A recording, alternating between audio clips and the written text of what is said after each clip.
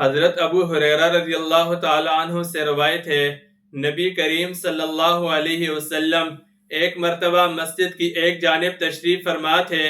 ایک شخص مسجد میں آیا، اس نے نماز ادا کی۔ نماز کے بعد آپ کی خدمت میں حاضر ہوا، سلام کیا، آپ نے سلام کا جواب دیا اور فرمایا جائیں آپ نماز پڑھیں، آپ نے نماز نہیں پڑھی۔ وہ شخص دوبارہ گیا، اس نے نماز ادا کی، نماز کے بعد پھر حاضر ہوا، سلام کیا، آپ نے سلام کا جواب دیا اور پھر فرمایا جائیں آپ نماز پڑھیں، آپ نے نماز نہیں پڑھی۔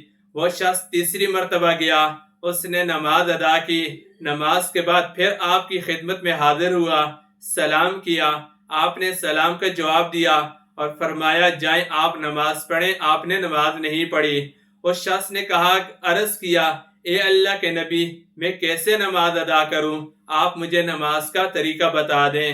تو نبی کریم صلی اللہ علیہ وسلم نے فرمایا، جب آپ نماز پڑھنے کا ارادہ کریں تو خوب اچھی طرح وضو کیا کریں، پھر قبلے کی طرف رخ کر کے تکبیر کہہ کر نماز شروع کریں اور نماز کے اندر قرآن پاک کی تلاوت کریں، قرات کریں جہاں سے آسانی ہو، پھر آپ رکوع کریں اطمینان سکون کے ساتھ، پھر رکوع سے جب آپ کھڑے ہوں قومے میں خوب اطمینان سکون کے ساتھ کھڑے ہو جائیں، پھر آپ جب سجدے میں جائیں خوب اطمینان سکون کے ساتھ سجدہ کریں، جب آپ سجدے سے اٹھ کر بیٹھیں جلسے میں خوب اطمینان سکون کے ساتھ بیٹھ جائیں۔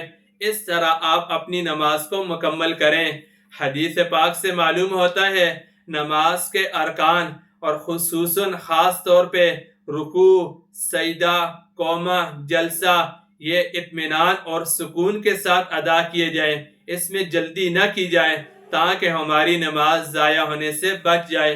اللہ تعالی ہم سب کو اس پر عمل کرنے کی توفیق عطا فرمائے۔